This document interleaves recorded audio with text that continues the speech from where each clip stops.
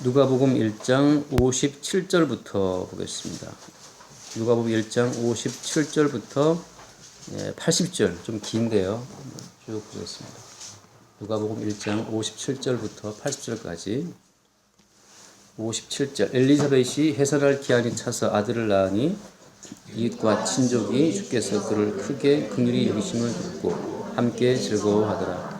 8일이 되매 아이를 할례하러 와서 그 아버지 이름을 따라 사가랴라 하고자 하더니 그 어머니가 대답하여 이르되 아니라 요한이라 할 것이라 하니 그들이 이르되 내 친족 중에 이 이름으로 이름한 이가 없다 하고 그의 아버지께 멈칫하여 무엇으로 이름을 지으려 하는가 물으니 그가 서판을 달라 하여 그 이름을 요한이라 쓰매 다 놀랍게 여기더라.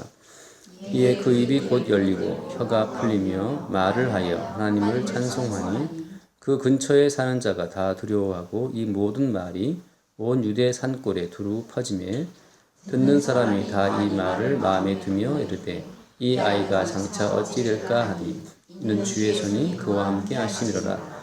그 부친 사가랴가 성령의 충만함을 받아 예언하여 이르되 찬송하리로다. 주 이스라엘의 하나님이여 그 백성을 돌보사 속량하시며 우리를 위하여 구원의 뿔을 그 종 다윗의 집에 일으키셨으니 이것은 주께서 예로부터 거룩한 선지자의 입으로 말씀하신 바와 같이 우리 원수에게서와 우리를 미워하는 모든 자의 손에서 구원하시는 일이라. 우리 조상을 긍휼히 여기시며 그 거룩한 언약을 기억하셨으니 곧 우리 조상 아브라함에게 하신 맹세라. 우리가 원수의 손에서 건지심을 받고 종신토록 주의 앞에서 성결과 의로 두려움이 없이 섬기게 하리라 하셨도다. 이하여 내가 지극히 높으신 이의 선지자라 일컬음을 받고 주 앞에 앞서가서 그 길을 준비하여 주의 백성에게 그 죄의 사함으로 말미암는 구원을 알게 하리니 이는 우리 하나님의 긍휼로 인함이라. 이로써 돋는 해가 이로부터 우리에게 임하여 어둠과 죽음의 그늘에 앉은 자에게 비치고 우리 발을 평강의 길로 인도하시리로다 하니라. 아이가 자라며 심령이 강하여지며 이스라엘에게 나타나는 날까지 빈들에 있으리라. 아멘. 네, 오늘 세례 요한의 탄생에 대해서 그리고 그 세례 요한의 아버지죠. 세례 요한의 아버지인 사가랴의 찬송과 예언에 대해서 말씀에 오늘 기록하고 있어요.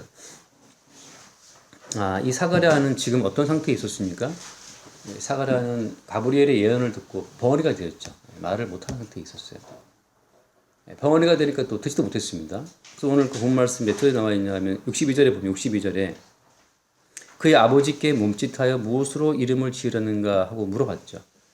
그러니까 이 사가랴가 가브리엘로부터 그 세례 요한의 탄생에 대한 예언을 들었을 때 그때 믿지를 못했죠. 사가랴가 어떻게 나는 나이가 많고 아내도 나이가 많은데 어떻게 아이를 낳겠는가라고 이제 사가랴가 가브리엘의 말을 믿지는 못했어요. 그래서 이제 말을 못하는 벙어리가 되었죠. 그래서 하나님의 모든 말씀은 제사장이라 할지라도 믿지 못합니다. 왜냐하면 애초부터 하나님 우리한테 무슨 말씀할 때 제가 늘 드리지만 믿을 만한 이야기를 하시지 않아요. 하나님이. 믿을 만한 말씀을 주시고 믿으라 이렇게 하시는 게 아닙니다. 믿을 수 없는 말을 하시고 믿으라고 하시기 때문에 참 우리가 문제가 되는 거죠. 성경에 나와 있는 모든 말이 믿을 만하지가 않아요. 그러니까 믿을 만하지가 않은데 믿겠다 이렇게 말하는 사람은 문제가 있습니다. 그래서 흔히 하는 말 예수를 믿는 사람들은 지옥 간다 그런 말을 하거든요. 예수 믿는 사람은 지옥 갑니다. 반대로 예수를 믿게 되는 사람도 천국 간다. 왜냐하면 믿음이라고 하는 것은 우리에게 속한 소관이 아니거든요. 우리의 이성으로나 지식으로 믿지 못하는 것을 주님이 말씀하고 있는데 나 믿습니다. 이건 자기를 속이는 거예요. 우리의 이성으로나 우리의 경험으로나 하나님의 모든 말씀은 믿을 수 없는 얘기입니다. 믿을 수 없는 얘기죠. 그래서 우리는 믿지 못해요. 믿지 못하는데 그게 믿겨진다. 그건 그 사람 속에 지금 믿음을 심어준 주체가 따로 있기 때문에 믿게 되는 거거든요. 내 이성으로도 때로는 믿고 싶지 않은데 믿게 될 때 믿게 된 사람, 수동태죠. 믿게 된 사람. 그 사람이 구원받는다라고 하는 거죠. 그래서 이 사가랴도 역시 제사장이었지만 가브리엘의 예언을 믿었습니까? 못 믿었죠. 그래서 지금까지 천사가 한 말이 뭡니까? 앞에서 예를 들어서 20절 말씀 봅시다. 1장 20절에 뭐라고 되어 있어요? 1장 20절. 보라, 이 일이 되는 날까지 내가 말 못하는 자가 되어 너희 말을 못하리니 뭐 때문입니까? 이는 내가 내 말을 믿지 아니함이거니와 때가 이르면 내 말이 이루어지리라. 그래서 사가랴는 그 제사장으로서의 직무를 수행하는 사람이었지만 가브리엘 천사의 말을 믿지를 못했어요. 그래서 벙어리가 됐습니다. 벙어리 되고 듣지 못하는 귀머리가 됐어요. 그렇게 지금 엘리사벳이 잉태해서 10달 동안 사가랴는 말 못하는 벙어리와 듣지 못하는 귀머리로 지낸 거죠. 그래서 사람들이 물어봤어요. 몸짓으로 막 물어본 거죠. 이 애가 태어났는데 이 아이 이름 뭐라고 지을까? 하고 이제 막 이렇게 물어봤더니만 63절에 뭐라고? 63절에 그가 서판을 달라 하여 그 이름을 요한이라고 딱 썼어요. 서판에 태블릿 PC에다가 탁 요한 탁 쓰니까 하더니 이제 깜짝 놀란 거죠. 아우 어떻게 왜냐하면 또 그 요한이라고 하는 이름은 이 사가랴 집안 족보에 없는 이름이거든요. 예전에 이 제사장 집안은 상당히 이 사가랴 쪽은 이 다윗 때부터 내려온 제사장 혈통이기 때문에 족보가 굉장히 센 집안이에요. 그래서 원래 대대로 그 족보 있는 집안들은 항렬처럼 말이에요. 항렬처럼. 저희 집도 이제 제 아버님 때는 영이고 저희 때는 환대, 밑에는 뭐 연이고 이렇게 항렬이 다 있잖아요. 그런 것처럼 이 당시에도 이 제사장 집안 출신들은 늘 쓰는 이름만 썼어요. 쓰는 이름만. 그래서 아버지 사람이 가서 이렇게 제일을 했었는데 마치 조지 부시 뭐 아들 부시 하는 것처럼 조지 부시 아들 부시 뭐 그렇게 부르잖아요. 그것처럼 사가랴라고 지으려고 했는데 엘리사벳이 반대했고, 근데 그 사가랴 집안 가운데 요한이라는 이름은 한 번도 없었어요. 그래서 사람들이 어떻게 합니까? 그 앞에 말했다시피 61절에 그들이 이르되 내 친족 중에 이 이름으로 이름한 이가 없다. 그러지. 너무 낯선 이름이죠. 요한이라는 이름은. 그 말뜻 자체는 이제 하나님은 은혜로우시다 그런 뜻인데 요한이라는 뜻이 요한 하나님은 은혜롭다, 뭐 자비로우신 하나님 그런 뜻이에요. 그런 이름은 없었어요. 그 집안 가운데에서 낯선 이름이죠. 근데 아무튼 이 사가랴가 서판에다가 요한 딱 썼다 이 말. 요한이라고 쓰니까 어떻게 64절 말씀에 64절 이에 그 입이 곧 열리고 혀가 풀리며 말을 하여 하나님을 찬송한다라고 했어요. 드디어 10개월 동안 그 봉인되었던 사가랴의 입이 풀린 겁니다. 그 사가랴의 입이 풀리면서 처음 했던 말들이 뭡니까? 그게 오늘 나와 있는 찬양이고 찬송이고 예언이에요. 67절 말씀이에요. 67절 그 붙인 사가랴가 성령의 충만함을 받아 예언하여 이르되 하면서 사가랴의 예언이 쭉 나옵니다. 엘리사벳이 잉태했던 그 10개월 동안 사가랴는 벙어리가 되고 말을 듣지 못하는 귀머거리로 지냈어요. 이제 천사의 예언대로 세례 요한이 출생하고 그 세례 요한의 이름을 요한이라고 짓자마자 이제 드디어 사가랴의 입이 풀리면서 처음으로 했던 그 말이 예언입니다. 예언. 여러분 그래서 이 전도라고 하는 것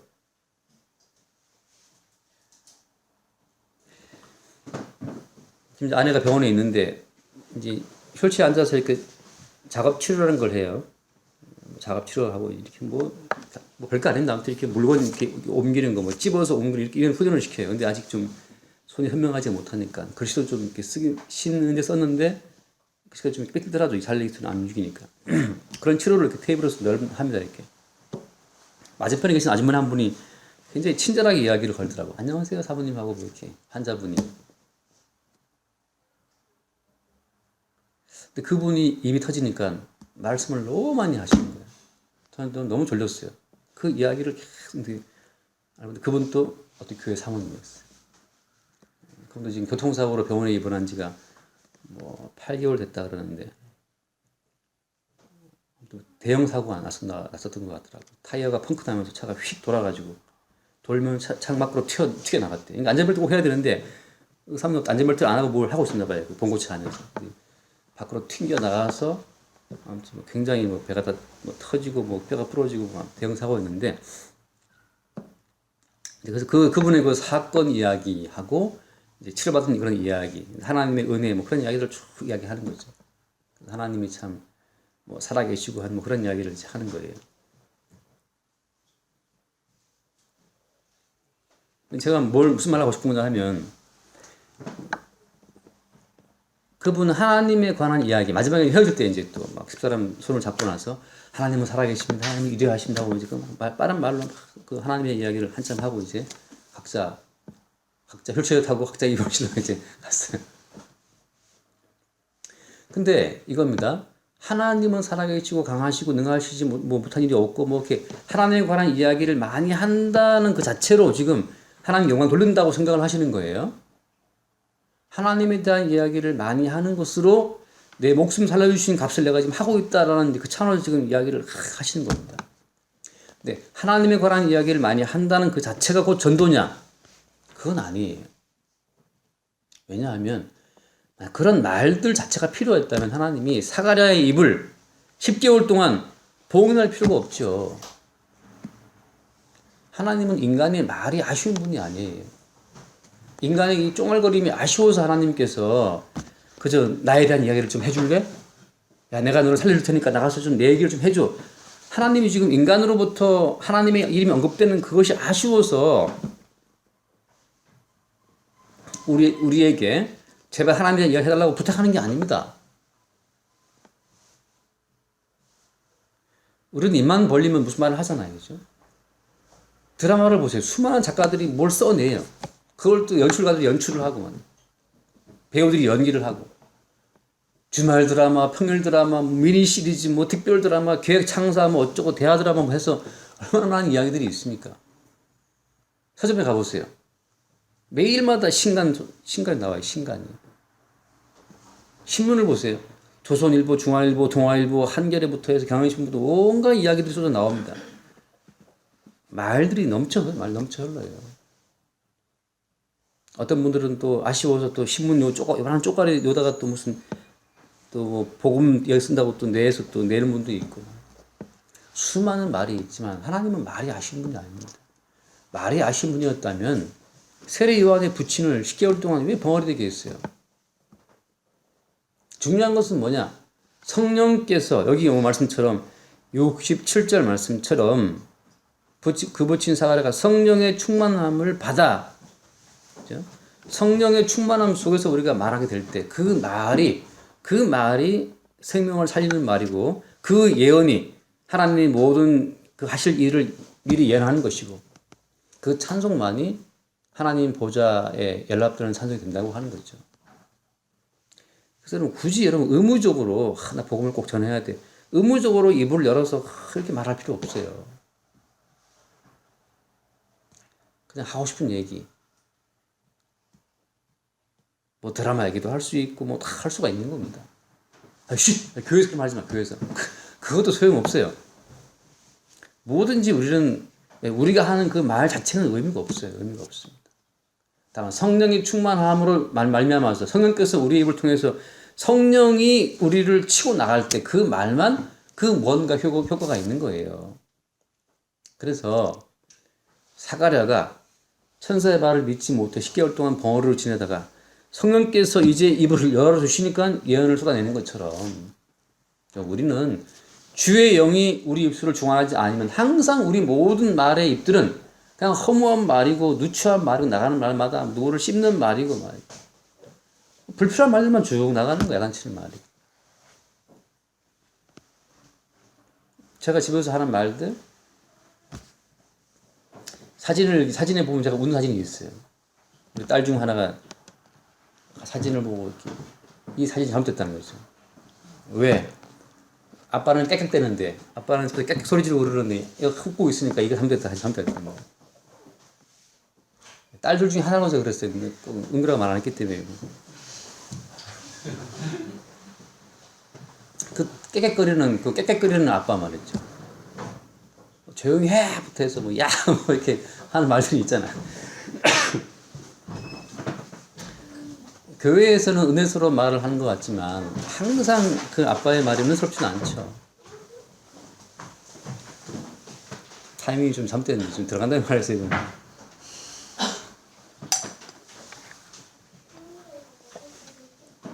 그래서 여러분 성령이 너에게 임하시면 본능을 바꾸라고 하잖아요. 그러니까 성령께서 임하시면 우리의 주체가 우리가 아니고 성령이 되어버립니다. 성령께서 우리를 움직일 때만 우리가 그 말을 할 수가 있는 거예요. 어떤 분은 말합니다. 성령이 임하시면 항상 있는 거 아닙니까? 항상 있죠. 항상 있는데 마치 이런 겁니다. 제가 수면 내시경을 한 그 기억이 너무너무 새로워서 참 수면 내시경 할 때 저는 너무 그 단잠을 자서 너무너무 그 좋은 추억이 남아있어요. 그걸 제가 한 두세 번 해봤는데 첫 번째 병원에서는 좀 아주 기분 나빴습니다. 이 마취약이 양이 중요한 것 같아요. 도중에 제가 깼어요. 깼는데 너무 기분 나쁘더라고. 그러니까 그 간호사가 깼네 하고 다시 좀 더 약물을 넣고 그랬는데 근데 그 두 번째 할 때는 저는 너무 단잠을 잤어요. 근데 분명히 그 간호사가 뭐 이렇게 입에다 끼워주고 나서 그냥 졸리면 그냥 주무세요 이렇게 하더라고. 그래서 저는 나는 잘 안 잘 거야 하고 눈을 부릅뜨고 있었는데 어느 순간 제가 다른 방 침대 위에 제가 누워 있고 제 아내가 제 옆에 앉아 있는 거예요. 내가 언제 여기 왔지? 내가 내 발로 걸어왔다는 거죠 여기까지. 난 전혀 기억이 없어요. 걸어온 기억도 없고 내가 무슨 말을 했다 그러는데 말한 기억도 없고 아내가 그래요. 사실 무슨 말을 했잖아 이렇게 무슨 말을 했다 그러는데 나는 그 말 한 적이 없거든요. 근데 저는 이미 다른 방 침대와 다른 방에 누워 있더라고. 간호사가 졸리면 주무세요 했던 그 말부터 이제 필름이 끊어진 거 이만큼까지 한 30분 40분 동안 1시간 동안 이게 기억이 없어요. 그 끊어진 그 절단된 그 기억 속에 나는 어떻게 된 겁니까? 나라는 자아의 연속성 자체가 내 기억에 의지한다고 할 것 같으면 내 기억에 의해서만 내 자아가 이어진다 할 것 같으면 그 잘라진 1시간 어디로 간 겁니까? 그 순간에 뭔가 내가 말하겠다 그러는데 나는 기억이 전혀 없고 성령께서 우리에게 왔다라고 하는 것은 마치 수면 내시경으로 잘라진 그 어떤 그 어떤 단락의 기억처럼 예수의 영이 우리의 삶을 주관하시는 그런 순간들이 있어요. 그 순간은 우리의 의지적인 자아의 활동하고는 어떻다? 상관이 있다 없다? 상관이 없는 겁니다. 나 복음을 전해야 되지. 내 이성적 결단으로 복음을 전한 거 내가 한 거예요. 그것은 예수의 영이 임한 것은 내 의지와 내 결단과 무관하게 예수의 영이 나를 주관해 버립니다. 그래서 내가 내 이성적인 판단으로 복음을 전했다는 말을 할 수가 없어요. 예를 들어서 내가 30년 동안 내가 목회했습니다. 그거는 세 글자로 줄이면 헛소리예요. 그건 본인이 한 목회입니다. 그 30년 목회 가운데에서 성령에 의해서 복음을 전하겠다는 그 순간은 글쎄 얼마나 될까요? 그래서 마태복음 20에 나오는 비유를 보자면 주님 말씀하시죠. 내가 줄였을 때 네가 먹을 것을 주었고 내가 목마를 때 네가 물을 주었고 할 때 그 사람이 무슨 말합니까? 주여 제가 언제 주님이 주었을 때 내가 먹을 걸 주었고 물을 주었습니까? 옷을 주었습니까? 라고 그는 전혀 몰라요. 마치 수면 내시경 속에서 내가 일어나서 걸어서 와서 침대에 내가 누웠다? 그 무슨 말을 했다? 전혀 기억이 없잖아요. 없는 것처럼 내가 줄었을 때 먹을 것을 주었고 목마를 때 물을 주었고 벗을 때 옷을 입혔고 오했을 때 돌아보았고 제가 언제 그렇게 했죠? 여기 있는 내 형제 가운데 제게 작은 자에게 한 것이 내게 한 것이다.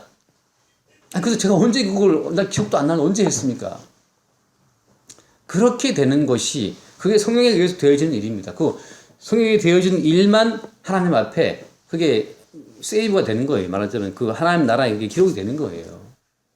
근데 내가 분명히 들은 부릅도고 내가 예수의 복음을 전했고 내가 아프리카에도 갔고 내가 내 두 다리로 노숙인을 도왔고 생생한 나의 복음 전파의 역사. 그건 지역사예요. 자기 역사. 그래서 여러분 그냥 편하게 제가 식사할 때도 뭐 드라마 얘기도 물어보고 뭡니까 또 가수 얘기도 하고 막 하는 이유는 교회이기 때문에 꼭 거룩한 말을 해야 되겠다. 그게 의미가 없기 때문에 그렇습니다. 그 와중에라도 예수의 영이 역사하시면 우리가 사가라처럼 입 터져서 뭔가를 예언할 수가 있는 거예요. 물론 그렇다고 우리가 사람 모은 단체이기 때문에 굳이 우리가 누추한 말을 할 필요는 없죠. 굳이 더러운 말 할 필요는 없잖아요. 아름다운 말 할 수 있고 예쁜 말 할 수가 있고 다 서로 기분 좋으니까. 근데 그렇게 예쁜 말이든 유치한 말이든 하나님 보시기에는 의미가 있다 없다? 의미가 없다는 사실을 알고 우리는 그걸 하는 겁니다. 내가 이 사람에게 예의 바르게 대했다. 예의 바르게 대하고 오늘 참 예쁘시네요. 뭐 오늘 참 잘 어울리시네요. 그런 말 했다. 그 말 자체가 하나님 앞에는 아무 의미가 없는 걸 알고 우리는 하는 겁니다. 의미가 없는 걸 알고. 근데 내가 이렇게 예쁜 말을 했기 때문에 주님 기뻐하실 거야. 그거는 아니라 이거죠. 그건 믿음이 아니고 신앙도 아니에요. 그거는. 그런 것을 믿음이라고 신앙이라고 포장하지 말라. 그거는 바로 기독교에서 하는 짓인데, 기독교라고 하는 말하자면 종교의 한 부를 분류되는 기독교에서 그런 짓을 합니다. 하나님은 인간의 말이 아쉬운 분이 아니에요. 사가랴의 말이 아쉬웠다면 10개월 동안 왜 입을 닫아뒀습니까? 입 딱 치고 있어. 너는 그냥 가만히 있어. 육적인 제사장으로서 육적인 너의 모든 말은 의미 없어. 모닥불 피워놓고 마주 앉아서 우리들의 이야기는 끝이 없어라. 그 유명한 시가 있잖아요.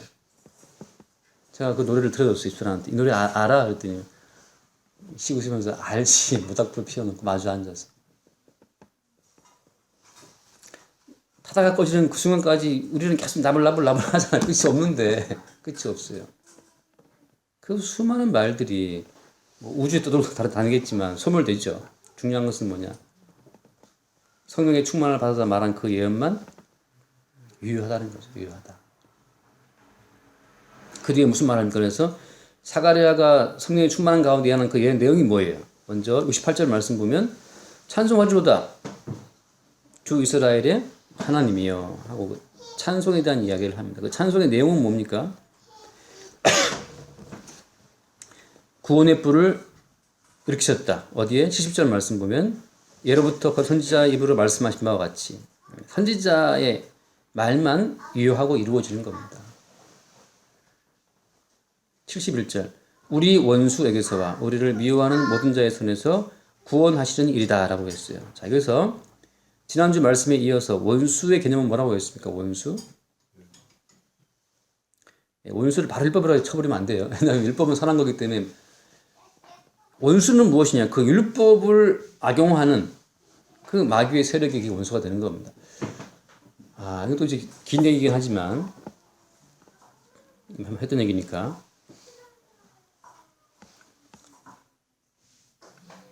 우리가 아는 현실, 다시 한번 비유로 말씀드리겠습니다. 수면 4시간 동안 잠들었던 내 의식, 내가 기억 못하는 그 짧은 시간의 그 현실하고 저의 의식으로 자각하고 있는 자의식적인 이 현실하고 무엇이 현실입니까? 바꿔 말하면 하나님의 언약이라고 하는 시간표가 있어요. 그 언약 구조가 있고 우리가 아는 연대기적인 시간이 있는데 연대기적인 시간이 쭉 흘러가면서 또 다른 언약의 시간이 흘러갑니다. 우리가 아는 2017년 이 연대기적인 시간 그리고 이 시간의 바닥에 흘러가고 있는 언약의 시간표가 있어요. 그 둘 중의 시간 가운데서 어느 시간이 더 현실이냐, 무엇이 현실인가라고 하는 거죠.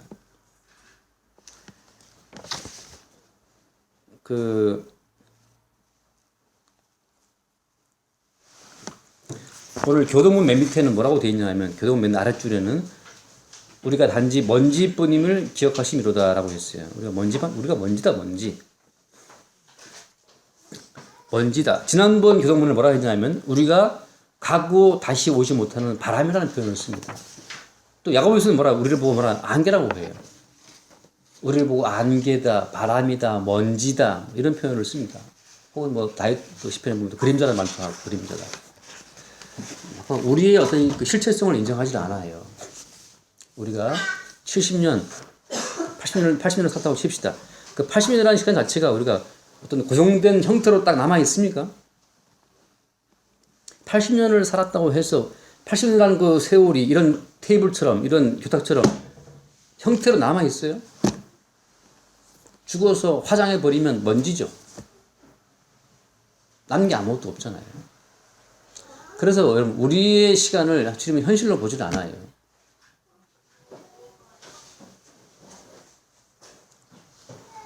가상의 시간, 혹은 허구의 시간으로 봅니다. 허구의 시간.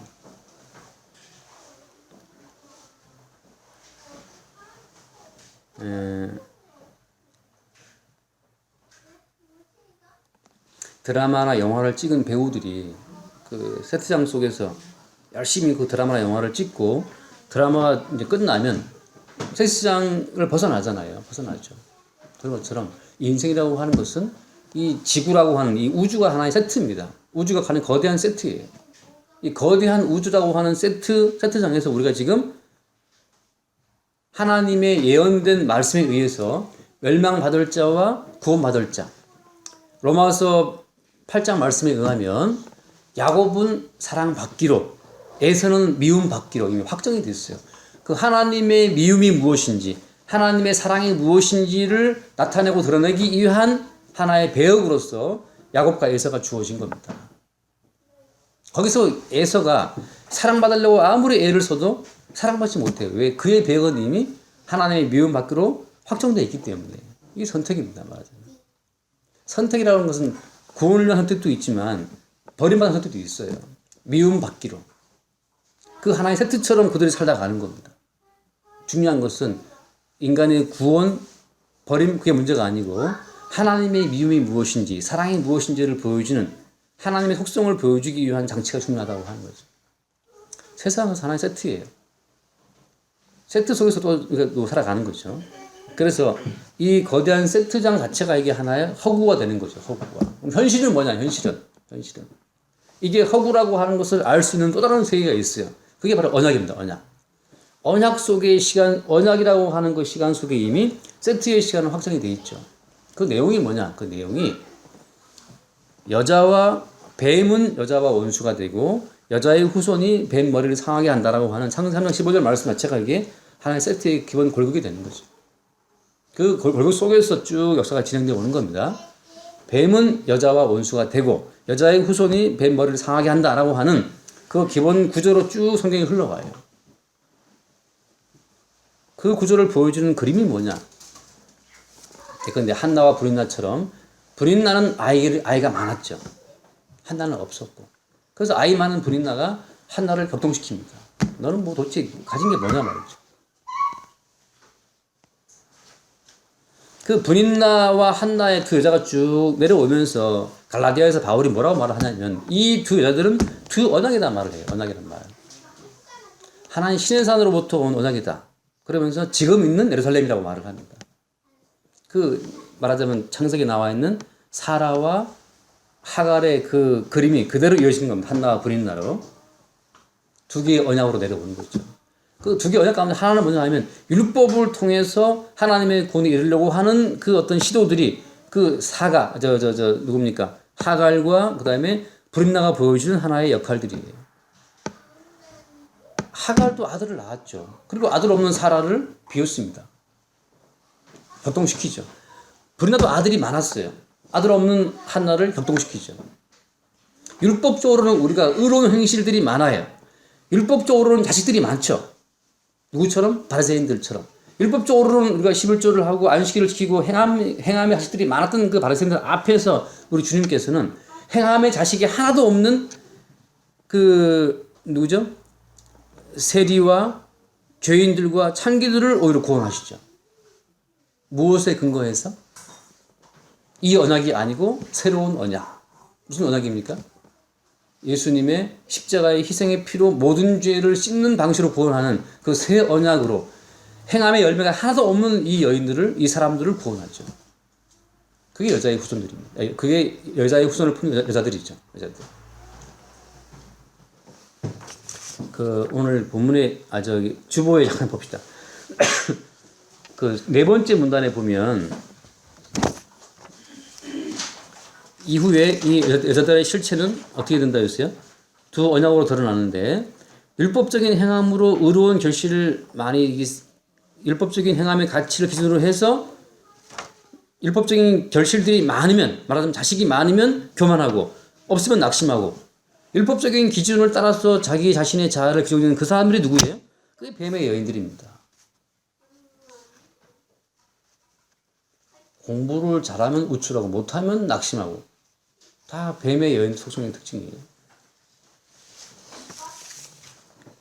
근데 하나님은 그런 행함의 가치를 따라서 우리를 구원하시지 않고 어떻게 그냥 백성 속으로 쑥 들어와 버려요. 그 자궁 속으로 들어왔나 그 자궁 속으로 본인이 쑥 들어와서 그들의 자궁 속 가장 깊은 곳이죠. 가장 깊은 내면 속으로 주님이 들어오심으로써 어때요?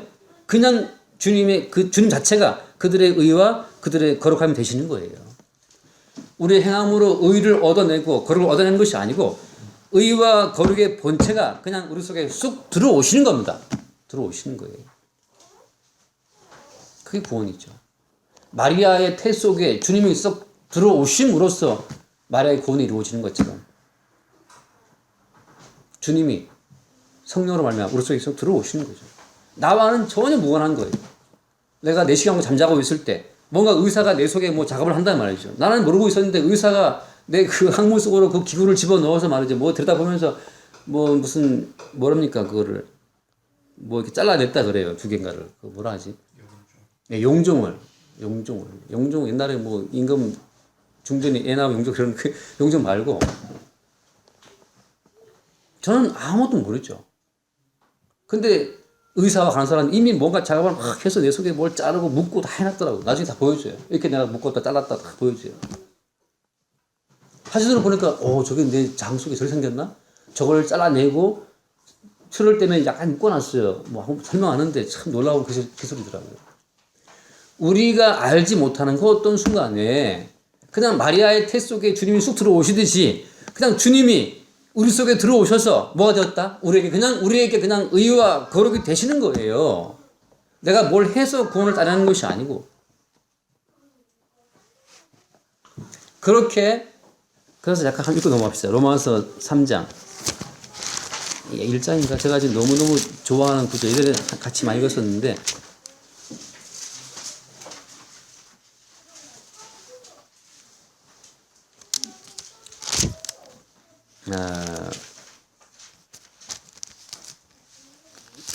아닌가 고린도전서인가 본데요. 고린도전서 죄송합니다. 고린도전서 1장 고린도전서 1장 30절 말씀 30절. 자, 먼저 29절 제가 보겠습니다. 1장 29절. 이는 아무 육체도 하나님 앞에 자랑하지 못하게 하려 하심이라. 너희는 하나님으로부터 나서 그리스도 예수 안에 있고 예수는 하나님으로부터 나와서 우리에게 지혜와 의로움과 거룩함과 구원함이 되셨으니 아멘. 예수님 자체가 우리 속에 들어오심으로써 우리에게 뭐가 됐습니까? 그냥 우리의 지혜, 우리의 의로움, 우리의 거룩함, 우리의 구원함이 되신 거예요. 우리가 구원과 거룩함을 따낸 게 아니고 그냥 주님이 하나님으로부터 나와서 우리에게 쑥 들어오심으로써 우리에게 지혜, 의로움, 거룩함, 구원이 되신 거죠. 그래서 이 31절 말씀 기록된 바 자랑하는 자는 주 안에서 자랑하라. 왜? 구원은 네가 따는 게 아니니까. 주님이 그냥 네가 자고 있을 때 쑥 들어온 것처럼 네 속에 들어와서 네 속에서 뭘 작업을 막 해놓으신 거예요. 어떤 작업을? 의사가 영종 떼내듯이 우리의 죄를 주님이 어떻게 해요? 떼내신 거예요.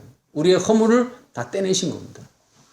우리의 죄와 허물과 누추함과 더러움을 다 주님이 떼냈어요. 성도는 구원받은 이후에 뭐 하느냐 하면 내시경에서 깨어난 환자가 이렇게 화면을 보면서 의사의 설명을 들으면서 이거 제가 이렇게 이거를 잘라냈고 출혈을 막기 위해서 약을 바르고 이렇게 뭘 묶었습니다. 뭐 설명을 듣는 것처럼 성도의 구원받은 이후의 인생은 뭐냐? 주님께서 어떻게 우리의 죄를 가져가시고 우리의 허물을 가져가시고 어떻게 주님께서 우리 죄 대신 그 모든 허물과 죄를 덮어쓰고 십자가에 죽으셨는지 주님께서 홀로 이룩 하신 그 구원의 과정을 우리가 구원 이후에 하나하나 확인받는 거예요. 이렇게 주님께서 구원하셨구나.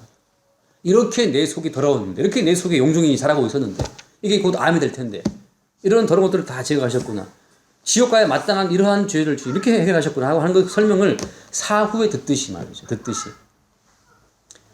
구원받은 성도는 사후에 항상 이제 뭡니까? 이미 구원은 되었고 구원된 과정 자체를 이제 그 추후에 쭉 알아가는 게 성도의 일생이에요.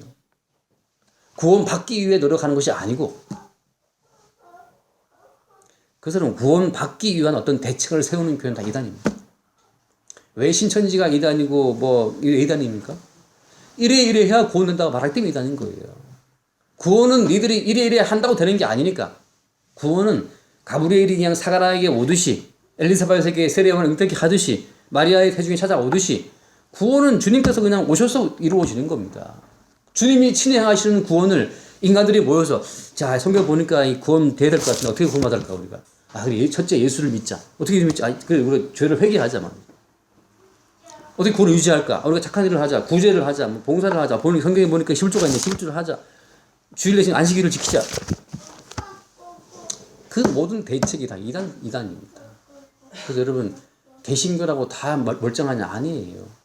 개신교라도 주 예수를 믿어야 예수 믿으시겠습니까? 예수 믿으면 구원 받습니다. 아니 노하기도 그렇고 참 내가 와서 교회 와서 국수도 얻어 먹고 한 시간 듣고 설문도 받았는데 이거 안 믿는다 하기도 그렇고 참 아니 믿겠습니다. 믿죠 뭐. 라든지 이성적으로 납득이 돼요. 아 이거 믿어야 확실히 믿어야겠다 이제요. 이성적인 동의 그거 다 믿음이 아니라는 거죠. 믿음은 우리 이성으로는 안 되는 겁니다. 안 돼요. 예수 믿는다는 사람이 뭐 사람 안에 부활은 못 믿겠다. 동료 탄생은 못 믿겠다. 그런 사람도 많습니다. 구약성경에 나와 있는 뭐 홍해에 갈랐다. 그 말도 안 돼. 못 믿겠다. 엘리야가 뭐 불병 타고 올라갔다. 아 뜨거 어떻게 불 타고 올라갑니까? 말도 안 된다. 못 믿겠다. 뭐 수없이 나와요 그런 것들이. 아니 불병 타고 올라간 걸 못 믿는 그걸 못 믿는 사람이 예수를 믿는다? 말 됩니까 이게?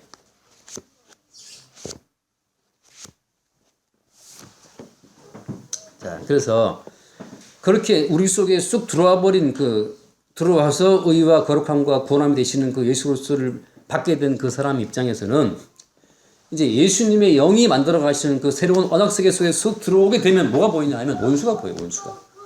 원수가 무엇인가? 원수체가 보입니다. 원수는 뭡니까? 바로 그 원수가 바로 뱀이 무엇인지 그 뱀의 실체가 보이는 거예요. 뱀의 실체는 뭐냐? 뱀의 실체가 뭡니까? 뱀의 실체는 율법을 가지고서 너의 인생을 하나님이 기뻐하실 만큼 다듬어 가라. 이게 뱀이 하는 역할입니다. 마귀가 하는 공작이에요. 마귀가 말이죠. 너 칼 들어. 사람 죽여. 그게 마귀가 아니에요. 오히려 칼을 들고 사람을 죽이는 건 나쁜 거야. 그게 마귀. 물론 죽여라. 그것도 마귀죠. 뭐 다 마귀인데 선과 악의 틀 속에서 사고하도록 우리를 끌어가는 게 마귀입니다. 선과 악의 틀 속에서. 제가 지난주에 많은 분들의 추천 가운데 제가 비밀의 숲이라는 드라마를 봤어요. 재밌게 봤어요. 마지막 회 보면서 김 빠졌어요. 마지막 회에서 1장 연설을 하더라고요. 1장 훈계를 내려. 그게 뭐냐? 이 사회의 악과 싸워야 된다고 하는 이제 그런 여전히 선과 악의 틀 속에서 모든 게 돌아갑니다. 악을 따라 부수는 정의로운 검사가 나오고 또 계속 이렇게 몰래 악을 행하는 또 불의한 검사가 나오고 그 악의 구조를 깨트리기 위해서 막 자기 목숨을 던져요. 막 떨어지고 막 그런 사람도 나옵니다. 떨어져서 머리 깨서 죽고 뭐 너는 이 길로 오지 마 하고 뭐 그렇게 나오고 그러는데 결국은 선과 악의 틀에서 빠져나오지 못하는 그게 바로 뭐냐? 뱀의 권세라고 하는 뱀의 권세. 그게 바로 마귀의 권세예요. 바꿔 말하면 악을 버리고 선을 행함으로써 하나님이 기뻐하시는 어떤 공동체, 하나님이 기뻐하시는 어떤 인생을 살아갈 수 있다? 하나님의 구원이 이룰 수 어떤 인생을 살아갈 수 있다? 그게 바로 원수예요. 뭐예요? 정확히 말하면 뭐예요? 원수냐? 사도 바울은 그걸 뭐라고 간파했습니까? 내가 눈물을 흘리며 말하는데 지금 또 많은 사람들이 십자가의 원수로 행한다. 그런 말을 바울이 하죠. 십자가의 원수입니다. 십자가의 원수란 말은 무슨 말이에요? 인간의 행함의 가치를 둠으로 말미암아서 예수 그리스도의 행함의 가치를 상쇄시키는 것, 묻어버리는 것. 그게 십자가의 원수예요. 바꿔 말하면 아직 너는 기회가 있어. 악을 버리고 선을 행할 기회가 있어. 이제 악을 버리고 선을 행하자. 드라마를 통해서 소설을 통해서 뭐 그렇게 막 계몽식으로 말을 한다 이 말이죠. 그냥 범인 잡았거든 그 장면은 재밌었어요. 뭐 범인 누굴까 따라가 추천하면서 막 틀리고 그랬는데 작가의 그걸 따라갈 수는 없겠죠. 마지막에 돌아가는 선과 악의 구도. 갈릴리 바다가 결국은 사해로 들어가는 것처럼 인간의 모든 사고는 결국 선과 악으로 들어가 버립니다. 뱀의 아가리로 들어가는 거죠. 뱀의 아가리. 여자의 후손이 뱀 머리를 깨트린다고 하는 것은 뭐냐? 악을 버리고 선을 행한다. 악을 버리고 하나님의 말씀을 순종하는 걸 통해서 하나님의 구원을 유지할 수 있다. 우리가 얼마나 악을 버리고 선을 행함으로써 우리가 받은 구원을 지킬 수 있을까요? 여러분의 의지가, 여러분의 생각이 한 시간에 몇 분 정도 주님께만 집중됩니까? 말도 안 되는 소리를 제가 물어본 거죠. 우리 24시간 중에서 주님 생각하는 시간, 제가 볼 때는 1시간도 안 될 겁니다. 그나마 예배 드리는 시간 조금 이제, 그 예배 드리는 시간 저도 지금 막, 딴 생각 막 왔다 갔다 막 다시 끌어와, 앉혀 같이 막 들어야 되는데, 이런 사람도 많이 있을 것이고. 저도 설교하면서 막 딴 생각할 때, 설교하면서 막 딴 생각, 이분 떨고 있는 딴 생각할 때 있어요. 저 예전에 전사에 있을 때, 제가 그 말 하다가 나중에 욕을 많이 먹었어요. 목사님 많이 먹었어요. 어떤 설교하는 사람이 설교하면서 딴 생각한다 말을 할 수 있냐고 욕을 하시더라고요. 근데 솔직한 심정이었어요. 설교하고 있는 딴 생각이 들더라고, 막 이렇게 들고, 말은 나가는 딴 생각이 들고, 이렇게. 사람이 진짜 멀티플하죠. 우리가 무슨 마음을 다하고, 목숨을 다하고, 힘을 다해서, 뭐 뜻을 다해 주님을 사랑합니까, 우리가. 돈 문제 한번 와보세요. 좀 마음을 다해, 뜻을 다해, 돈 문제 해결이 골몰하게 된다니까. 이 돈 문제가 정말 사람, 이 정신을 또 화살표시키는 데는 돈 문제가 최고예요. 돈 문제 걸리면 정신이 또 딱 돼요. 아, 어떻게 해야 되지? 정말 온전한 몰입감은 이게 돈이에요, 돈. 돈 나올 때는 돈이 언제 나올까? 그때 몰입 딱 됩니다. 돈 나와야 되는데. 이런 거 있지 않습니까? 정신일도 마음을 다하고 뜻을 다해 주님을 사랑한다? 누가 할 수 있을까요? 해병대에 할 수 있을까요? 아무도 못해요. 원수는 무엇이냐? 여러분은 주님을 사랑하셔야 됩니다. 마음을 다하고 목숨을 다해 주님을 사랑합시다, 우리. 그렇게 말하는 그 사람이 바로 뭐예요? 십자가의 원수예요. 그건 뭐냐? 우리가 마음을 다하고 뜻을 다해 주님을 사랑할 수 없기 때문에, 우리 스스로 하나님의 구원에 도달할 수 없기 때문에 우리 주님께서 대신 이 땅에 오셔서 우리 죄를 대신 덮어 십자가에 죽으신 것입니다. 라고 할 때 예수 십자가의 구원이 등장하는 겁니다. 인간의 가치가 쓰레기통 들어갈 때 그때 예수의 가치만 드러나는 거예요. 바로 그 예수님의 십자가의 가치와 영광만을 드러내는 데 있어서 누가 끝까지 회망하느냐? 사람이 양심이 있지. 너도 말이지 구원받았으면 좀 구원받은 사람답게 좀 살아봐. 답게.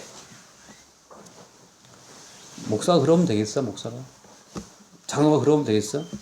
라고 이 또 선과 악의 논리로 인간의 행함을 촉구하는 그 주장이 누구냐? 그게 바로 원수의 논리고. 브린나가 말하죠. 한나, 너는 애가 없냐? 똑같이 바리새인이 말하죠. 세리, 너 한 거 뭐가 있어? 기도하죠. 하나님, 저는 저 세리와 같지 않음을 감사합니다. 나는 저 세리와 같이 토작하지 않고 불의하지 않고 가늠하지 않고 뭐 11조 했고 하고 그 바리새인이 막 기도하잖아요. 그러면서 그 세리를 멸시하죠.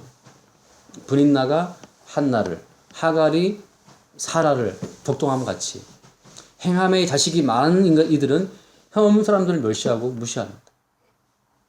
그게 뱀의 여인들이에요. 십자가의 원수입니다.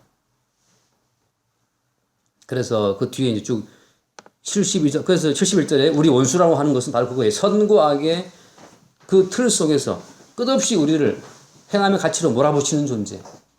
그러면서 어때요? 십자가 대신 죽으신 예수의 가치는 자꾸 멀어지게 만들죠. 십자가의 구원의 가치가 기초가 되어서 이제 우리는 우리 행함에 열심을 냅시다. 그게 원수의 소리입니다. 처음부터 끝까지 처음과 마지막 전부가 다 십자가에 죽으신 예수 은총 외에 아무것도 없어요. 아무것도 없어요. 본인 엉덩이에 기계 집어넣어서 용종 뗀 사람이 있습니까? 있으면 한번 저 논문에 한번 실어봅시다. 그 의사도 되게 물어봐요. 간호사한테. 간호사는 언제 했냐 이거. 내식 누가 해줬냐. 아 저도 저기 선생님이 해줬어요. 저를 이렇게 했던 간호사도 본인 엉덩이에 기계 집어넣어서 못 잘라내요. 용종을. 처음부터 끝까지 구원은 오직 우리 주의 은총입니다. 구원은 이제 십자가의 은총은 기초고 이제부터는 이제 우리 쌓아 올라가자. 원수의 소리예요. 그 뒤에 말씀 봅시다. 72절 우리 조상을 긍휼히 여기시며 그 거룩한 언약을 기억하였으니 결국은 긍휼입니다. 그 뒤에 74절 우리가 원수의 손에서 건지심을 받고 75절 종신토록 주의 앞에서 성결과 의로 두려움 없이 섬기게 하리라 하셨다. 무엇으로? 십자가에서 완성하신 그 십자가의 은총으로 말미암아서 원수의 손에서 건지시고 구원하시고, 그 다음에 75절에 종신토록 어때요? 성결과 의. 이 성결과 의는 뭡니까? 우리 속에 들어오신 예수 그리스도, 그분 자체가 성결이고 의로움이에요. 우리가 만든 성결과 의는 늘 불안하죠. 어제까지는 성결했지만 오늘 내가 넘을 수 있잖아요. 하나를 제가 하고 있는데 77절 말씀, 77절 주의 백성에게 그 죄 사함으로 말미암는 구원.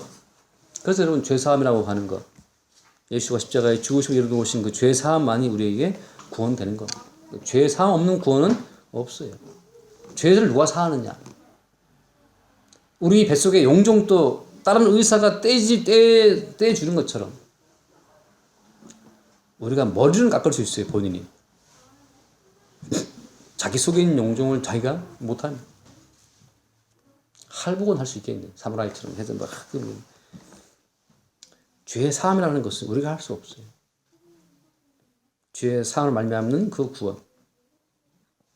78절 이는 우리 하나님의 긍휼로 인합니다. 그래서 여러분 오직 구원은 하나님의 긍휼과 자비하심과 은총입니다. 우리는 매일마다 구원받은, 우리가 만약 구원받았다면 우리는 날마다 우리를 사해 주신 제가 그 모니터로 제가 잘라진 용종 흔적을 이렇게 보는데 말이에요. 빗자국도 이렇게 있고 묶어놨고 하는 거 다 보이더라고요. 그런 것처럼 구원받은 이후에는 우리의 어떤 죄가 드러날 때마다 아, 주님이 이 죄도 용서해 주셨구나. 그 항상 우리가 용서받은 죄 자체를 사후로 늘 확인을 하면서 쭉 살아가는 것이 구원받는 인생입니다. 이러한 죄도 주님이 용서해 주셨고, 이러한 혈기도, 이러한 나태함과 이러한 게으름과 이러한 방종도, 아, 이것 때문에 주님이 죽으셨구나. 세월이 갈수록 우리의 죄가 더 많이 발견되고, 그럴수록 비례해서 그 죄를 위해서 친히 담당하고 죽으신 예수의 은총이 더 새롭게 살아나는 겁니다. 그게 바로 예로부터 돋는 해. 늘 구원의 은총과 그 하나님의 은혜의 해는 더 새롭게 이렇게 다가오는 거죠. 그렇게 날마다 우리의 인생을 살아갈수록 주의 은혜가 새롭게 다가오고 새롭게 비춰진 그 은혜를 찬송하는 은혜가 있기를 바랍니다. 기도하겠습니다. 하나님 아버지, 닫혔던 입이 열리고 터진 사가랴의 예언과 찬송처럼 주여 우리가 우리 원수의 실체를 알고 원수가 짜놓은 그 틀에서 벗어나 십자가의 은총으로 세워진 은혜의 세계 속으로 늘 살아갈 수 있도록 축복하여 주옵소서. 우리 주 예수 이름으로 기도드리옵나이다. 아멘.